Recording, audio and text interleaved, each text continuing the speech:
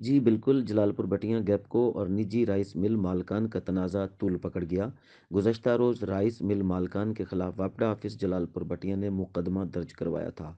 मुकदमा के अंदराज के बाद राइस मिल मालकान का वापडा के खिलाफ एहतजाज शिद्दत इख्तियार कर गया, जबकि मिल इंतज़ामिया ने मेन गुजरांवाला सरगोदा रोड बंद कर दी।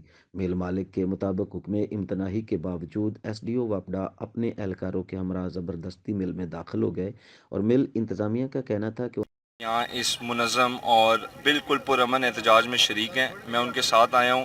मेरे पे इन्होंने बदमाशी के तहत झूठा एफआईआर कटवाया है और लोकल इंतज़ामिया इस बात से बखूबी वाकिफ़ है। पुलिस ने इनके बेजा प्रेशर को सरेंडर करते हुए ये झूठा पर्चा काटा है। हम कारोबारी लोग हैं, हम यहाँ पर इंडस्ट्री चला रहे हैं। 2500 से 2000 बंदा हमारे पास बरसरे रोज़गार है और वो बेचारा मुईशत के हालात में डूबा पड़ा है। उनके लिए मुश्किलात का दलदल है जिसमें वो फंसते जा रहे हैं और इसके बावजूद हम इंडस्ट्रियों को चला रहे हैं, 24 घंटे चला रहे हैं। मेरी आला हुकाम से सिर्फ ये गुजारिश है कि हमारी बिजली को बहाल करें, इन लोगों को वापस रोज़गार दें ताकि ये एक वक्त की या 2 वक्त की रोटी खा सकें। नादिर खान साहब जो हमारे डिवीज़न में एक्सीन तैनात हैं और मलिक तारिक साहब जो एसडीओ तैनात हैं, मैं ऑन रिकॉर्ड कहता हूँ कि वो रिश्वत खोर हैं और यहाँ पर रिश्वत खोरी का बाज़ार गर्म है।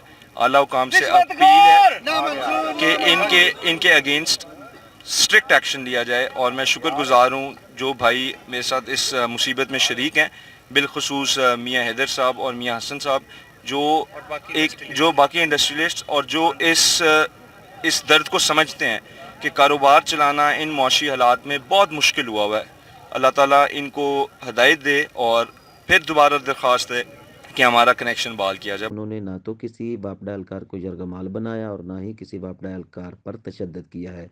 और मिल इंतज़ामिया का ये भी कहना था कि गैपको एहलकारों ने ब्लैकमेल करने के लिए बोगस एफआईआर का अंदराज करवाया। और मिल इंतज़ामिया का मजीद कहना था कि एफआईआर के अखराज और गैपको एहलकारों के खिलाफ कार्रवाई तक एहतजाज जारी रहेगा, जबकि एहतजाज के बायस ट्रैफिक मुअत्तल होकर रह गई है।